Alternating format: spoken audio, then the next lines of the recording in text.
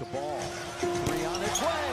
The triple. That distance and wasn't hesitant on the third. You know what else he's been doing well? Just 7 turnovers in the last 4 games. Boy, that's nothing for any facility. He missed Where did you go? Just out with the work. Out where? Who are you with? Just with my work friends. I thought I told you not to wear stuff like that. You're lying to me. No, I showed you it yesterday and you said it was alright, so. I thought I told you not to go out. I texted you. You got your eyelashes on, your lipstick. Who's that for? No, and I wanted to make myself feel nice. You're lying to me. You're lying to me. No. Are you lying to me? I told you not to wear stuff like that.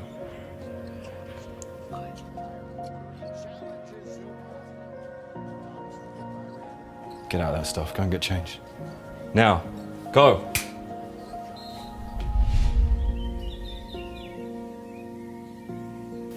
You alright, baby? Mwah. And do you want me to make you any breakfast? Nah, you're right.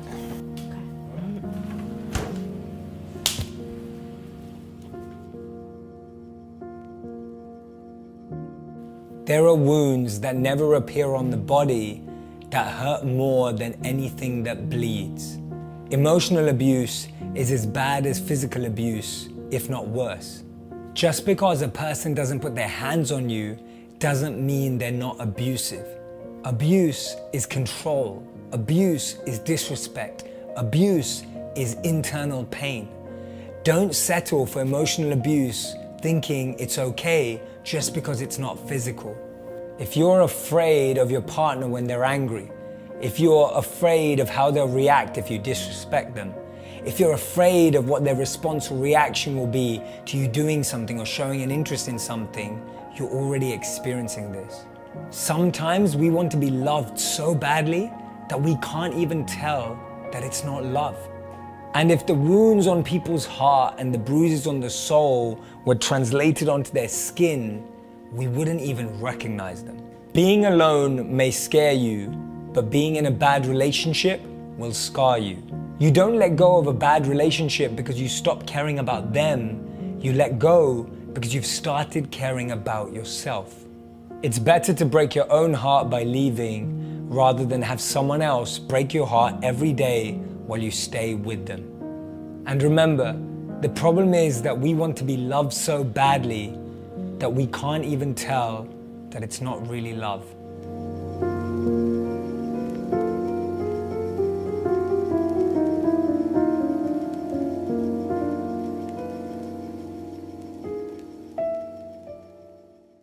I know I wanted to become an aeronautical engineer.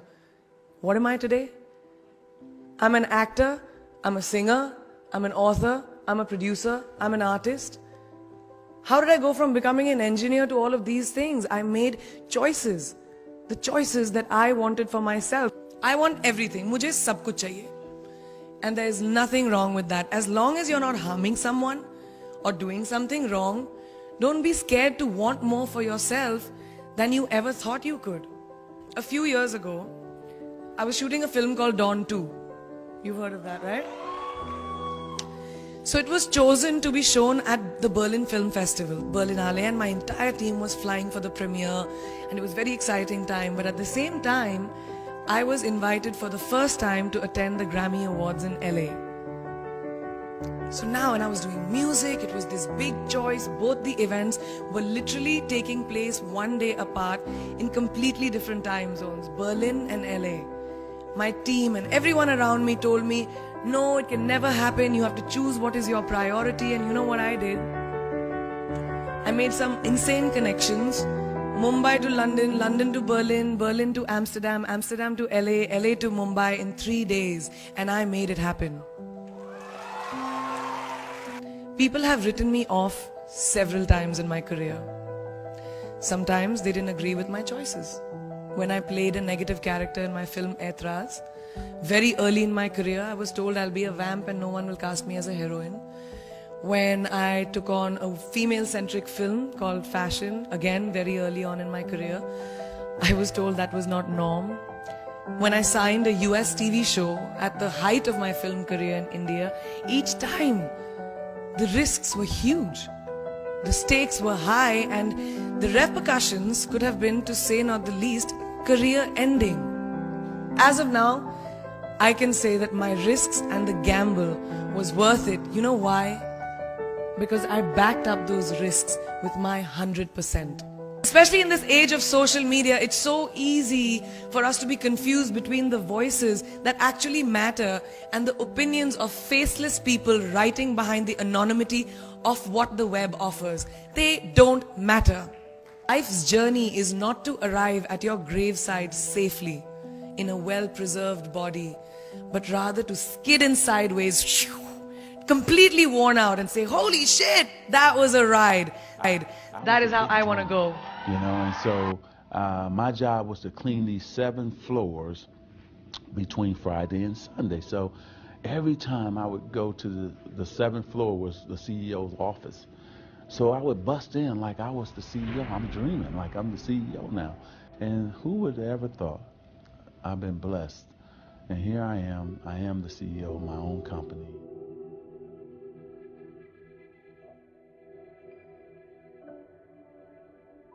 Well, I think that the number one thing is you have to have a very clear vision, a very clear goal of where you want to go, because only then you will get there.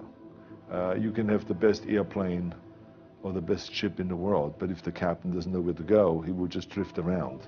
If the pilot does not know where to go, he will just drift around with his plane. So I think the key thing is that we know where we're going, and that you're very passionate about that, and that you see it always in front of you, the goal.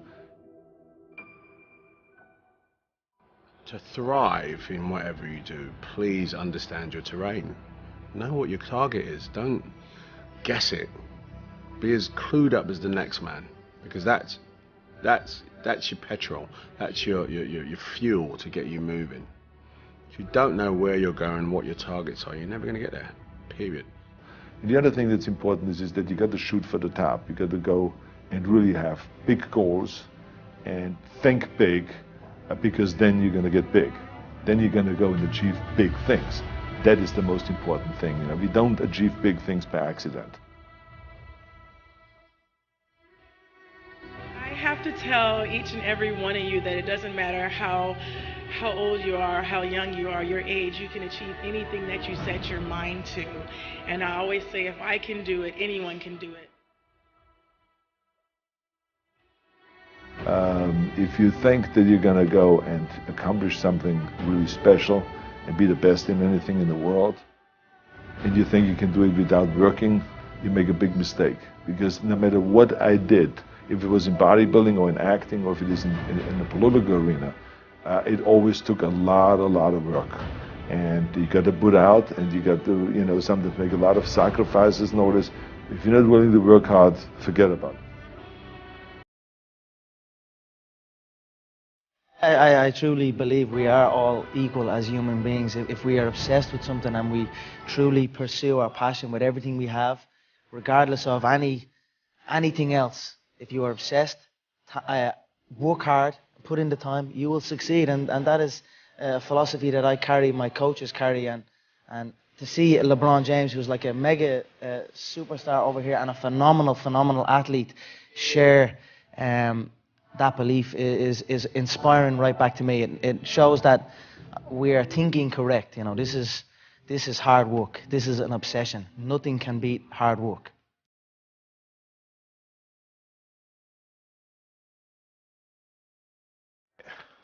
This here is the reality? Do you mean that the competition is not the reality? Listen, the work is behind the scenes. Competition is the easy part. Behind the scenes is where the work is done.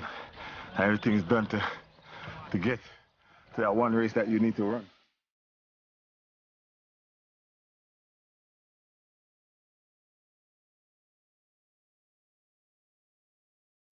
I always questioned myself in the best of times, even when I was world #1 for many weeks and months in a row.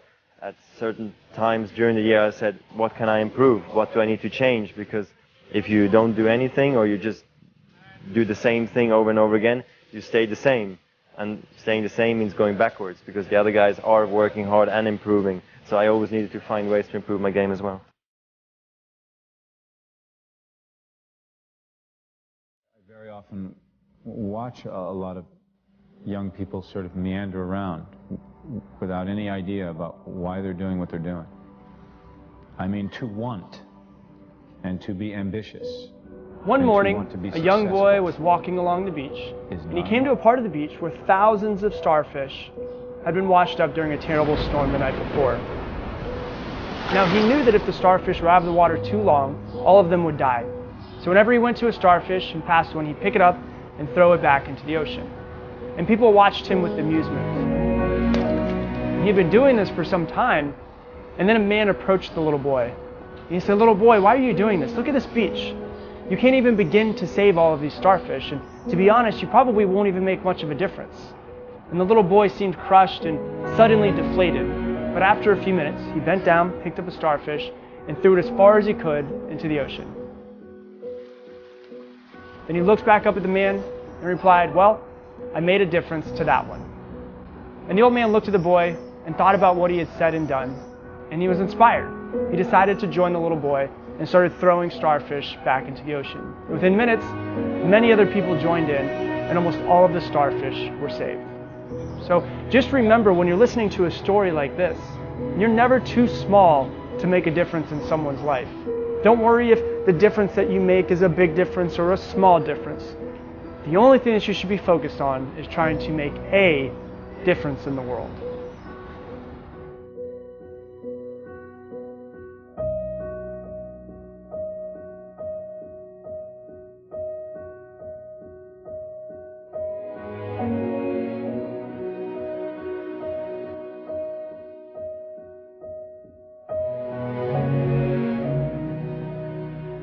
I can't rejoice. I'm still angry. I'm not going to rejoice till they apologize. I'm not going to rejoice until he leaves that other woman. I'm not going to rejoice until my children appreciate me. You are wasting time. You have to let the past go and step over into the future and say, I will rejoice. You just have to get your mind out of trouble. If you can get your mind, you can get your money out. You can get your family out. You can get your job out. You can get your career out. You can get your health out. You can get your prosperity out. If you can get your mind out, no devil in hell, no weapon formed against you, no enemy that hates you, no witch that hexes you can stop you from being free. If you can get your mind out, grab yourself by the hand and say, we're coming out of this. Yeah, I'm coming out head first. I'm going to get my head out. I'm going to get my thinking out. I'm going to get my mentality out. I'm coming out head first. And when my head comes, everything that's connected to the head is going to have to come out too. I'm getting my head transformed by the renewing of your mind. Not by the clock striking 12, but by the renewing of your mind.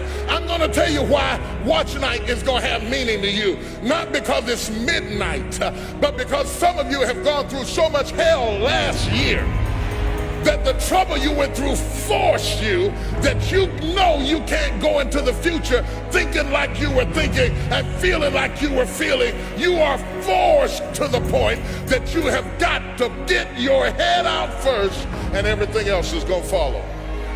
You have to fix the mind before you can bestow the blessing, because until they get their mind right, everything you invest in them is going to leak out of the crevices of a mind that refuses to change. Give me a new perspective. Give me a new way of looking at my situation.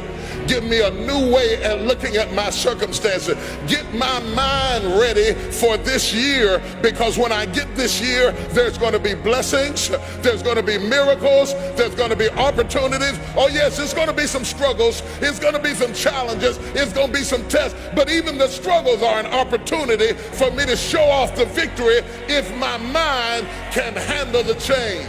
To dump out all jealousy, all pettiness, all unforgiveness, all strife, all malice, all confusion, all blaming other people for your mistake. Get rid of every poison that's hindering you, every inflexibility that's stopping you from what God is about to pour into your life. Woe be unto you if you go into another year and waste another year with the old mentality while somebody's in the hospital begging for the opportunity that you have right now. You better step into this moment.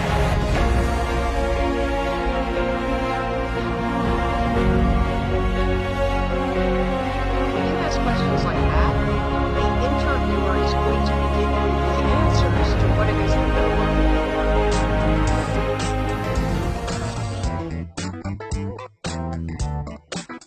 looking for. So we've been getting a lot of questions from folks about how you nail a job interview.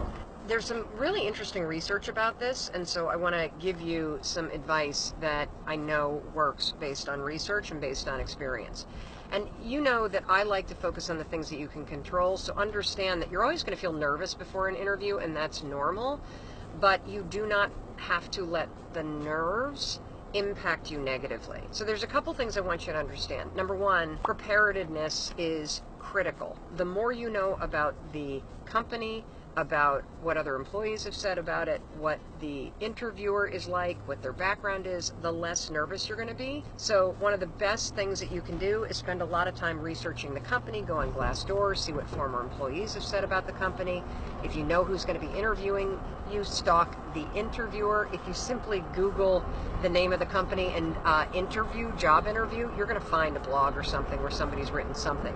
Do your research. Second thing is timing matters. You need to show up early. You never, ever, ever want to be arriving late, so shoot for arriving at least a half an hour early, because study after study also shows, and this is kind of scary, that an interviewer has basically made up their mind about you literally within the first 5 minutes. So that first impression really does count, and the timing matters. This isn't great news, but the other thing that research shows is that when you come across as similar to the interviewer, that is a critical component in the interviewer liking you. That means not necessarily in looks or gender, it means in style of communicating. It means doing research on the person or asking lots of questions so that you find out what their background is and you frame the way that you are describing yourself in a way that's similar. I'll give you an example. I come from a long line of folks in agriculture. My great-grandparents were farmers. My grandparents were Angus cattle farmers.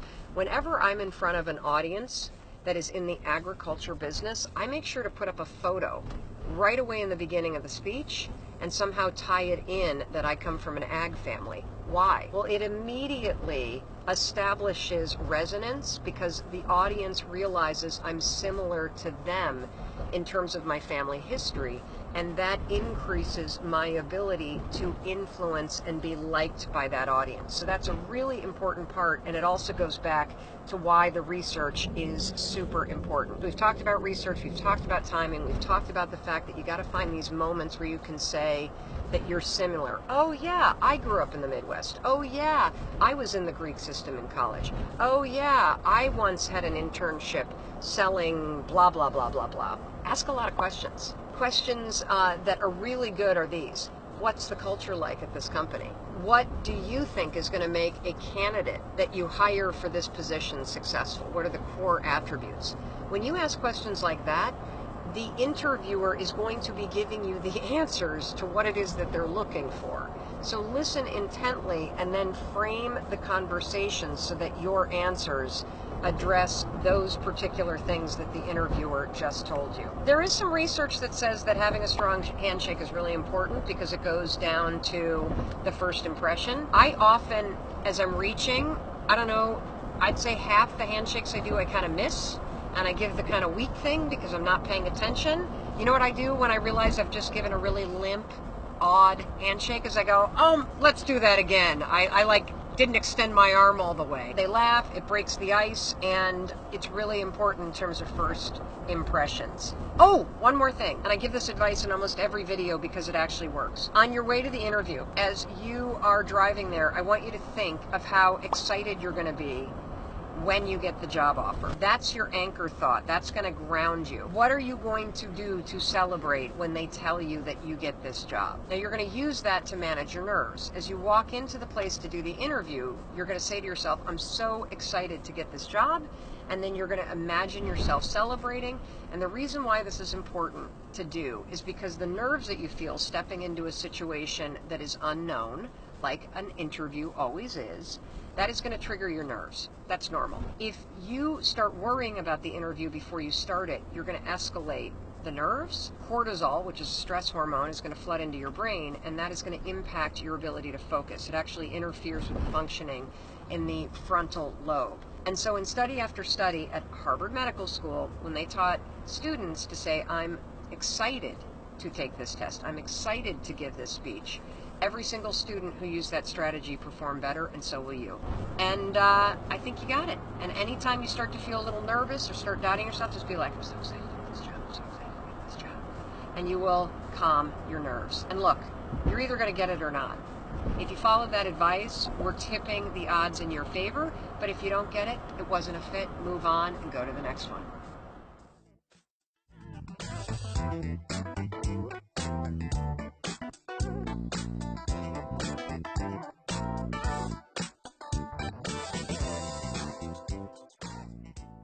People were looking at me, people were pointing their finger at me and laughing. I was born this way. And no doctor knows why I was born this way. My parents don't know why I was born this way. Lady Gaga don't know why I was born this way. And in my life, you know, seeing everyone with arms and legs, my brother and sister have arms and legs, you know, I never imagined that I'd be happy.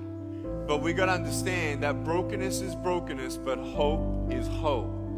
You know, some people say, well, all you need is just to be positive. Well, it's easy for you to say. That's what I'm thinking, you know. People that have arms and legs, well, it's easy for you. And I just want you to know, though, that there is something I have come here to prepare a message for you, to let you know that there is hope beyond what you see. When in life, we have things in life that come and we try to figure out, well, who am I and what am I doing? And what's my purpose? Is there any purpose at all to my life in the end? And I stand before you without arms and legs, telling you right now that I am absolutely not disabled. There is something greater than the disabilities around you or the limitations around you. There is hope.